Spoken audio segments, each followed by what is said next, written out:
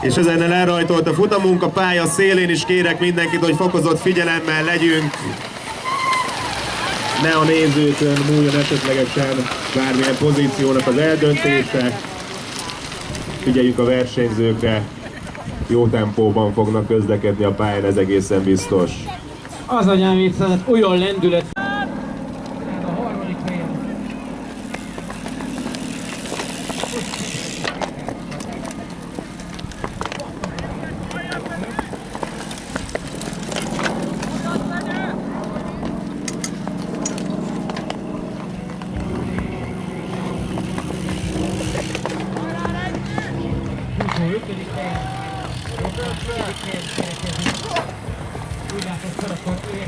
Gyerünk csend!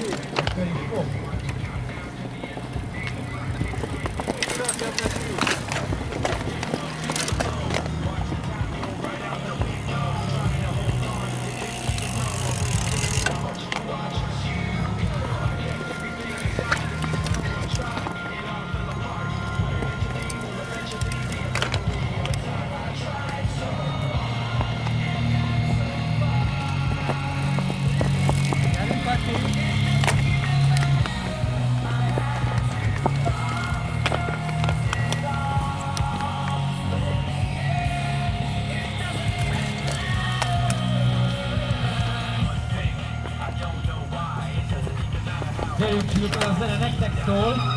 Fiatal olyan durván nyomják. Na, Szilárd nagyon meglógott, ahogy nézem. Nem akar itt a Vietnamre a végére bízni a döntést. Bár most egy picit, mint hogy a Gabi felzárkózott volna.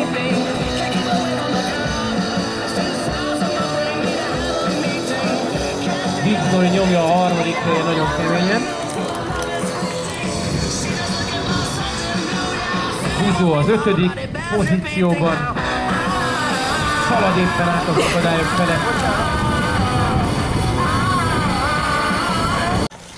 Nagyon szép Sili!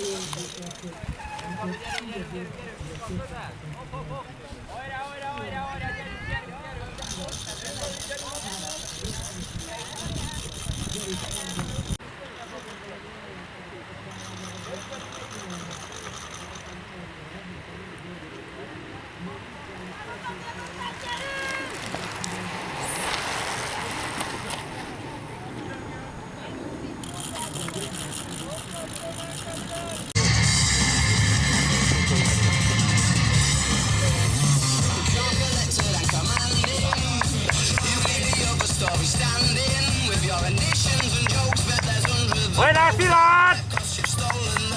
Hopp, hopp, hopp, hopp, hopp, hopp, hopp, hopp, hopp, hopp, hopp!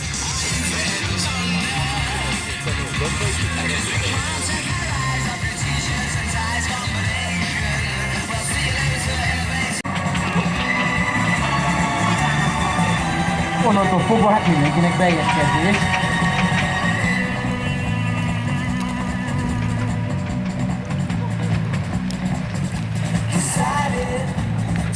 Hajrá, hajrá, hajrá! Készüljetek, urak, utolsó kör! Nagyon jó! Gyerünk, Szilárd! Utolsó kör, nyomd meg, Gabi, nyomd meg!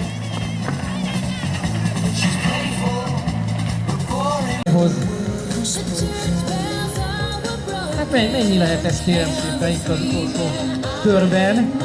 Egy 150 méter, de azt ugye tudjuk, hogy Gabi viszont itt erős, tehát ő gyorsabban veszi az akadályokat, de neki fekszik ez a betonos fölszögű, mint országúti.